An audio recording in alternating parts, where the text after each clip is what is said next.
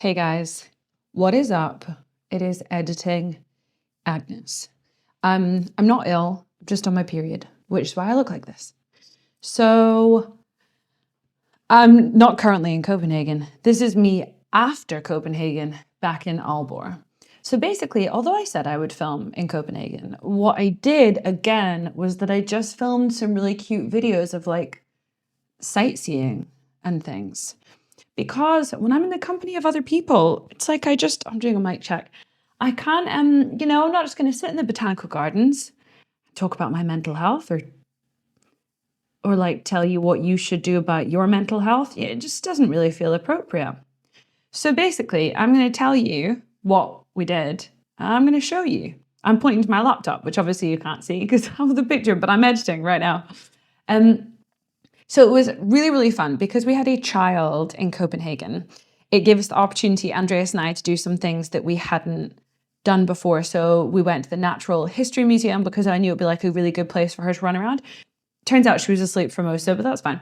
And she loved it. So we started off by seeing like dead animals, taxidermy, so trigger warning. Then went to botanical gardens, and then this is a bigger trigger warning.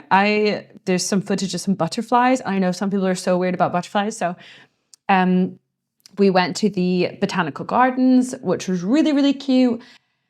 And like the same weekend, it's like the next day we went to the zoo.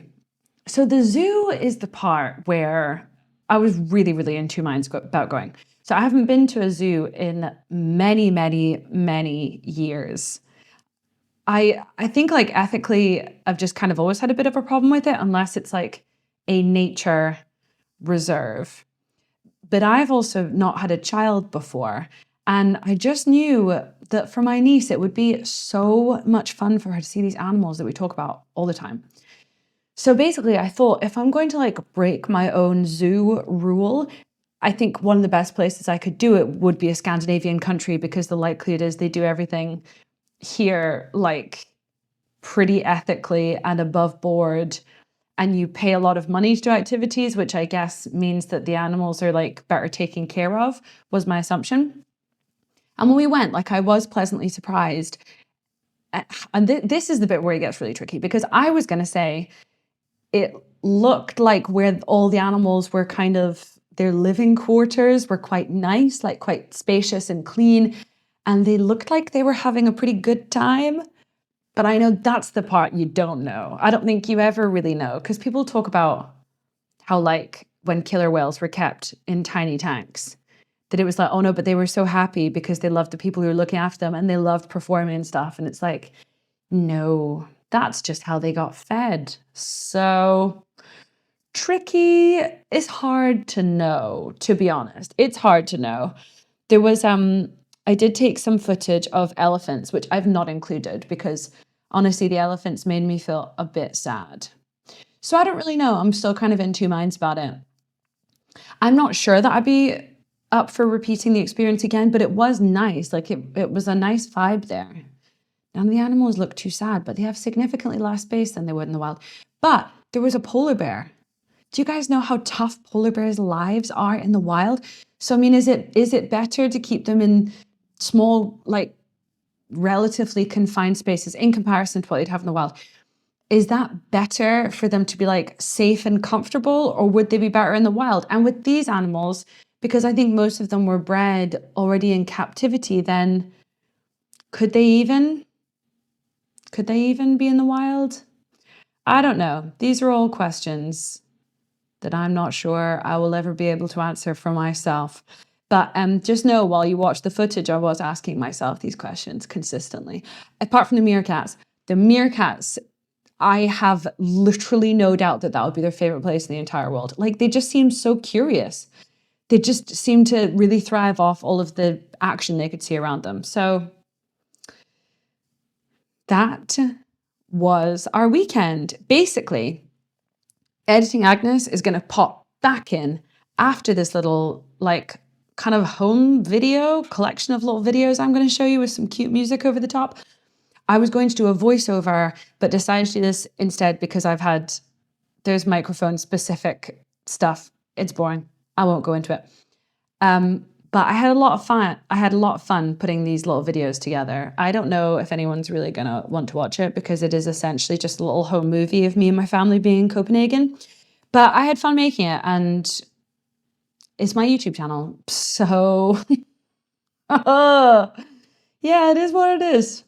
I'm gonna come back in after to tell you a story about something else that happened at the weekend when I was in Copenhagen with my family.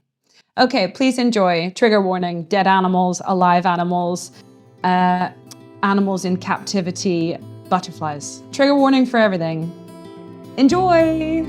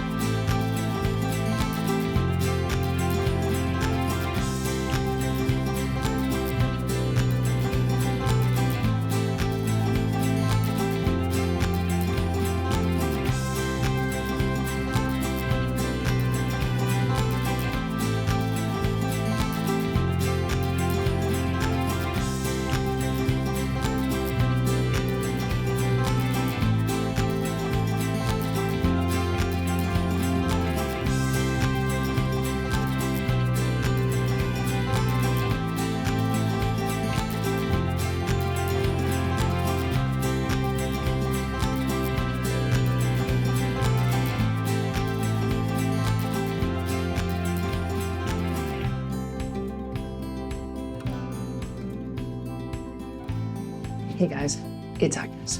So I'm in a rush. I'm gonna have to keep this pretty brief. This is not me. This is not editing Agnes at the same point that you last saw editing Agnes, because editing the video of me being in Copenhagen has been a long and drawn out process. It has occurred over multiple days, and here I am to do the final installment of the story. Here are the highlights. The things you need to know. Denmark is incredibly expensive to eat out, incredibly expensive. So we booked something at a pizza chain that was called The Feast, and it was meant to be like family style. Not meant to be, it was family style. We go to the restaurant, my whole family are there. There's 5 adults, 1 baby. And we find out that The Feast means that we just get like as many pizzas as we can eat and as much alcohol as we can drink in the space of 3 hours. So I don't know how much you, dear watcher, know about Scottish culture, but we have a tendency to consume quite a lot of alcohol. We don't have an issue with consuming quite a lot of alcohol. We also have a tendency, how should I put this? Culturally, sensitively, we have a tendency to really, really, really value a bargain. So combine as much alcohol as you can drink in a space of time, plus the best bargain any of us had ever seen while eating and drinking in Denmark. Things got out of hand really, really quite rapidly. Now, my mother, bless her heart, she will be watching. She, I don't think, ever means to be rude to people in public, but sometimes she just says kind of exactly what's in her head. The woman who was serving us was a young girl. She was so lovely, so lovely.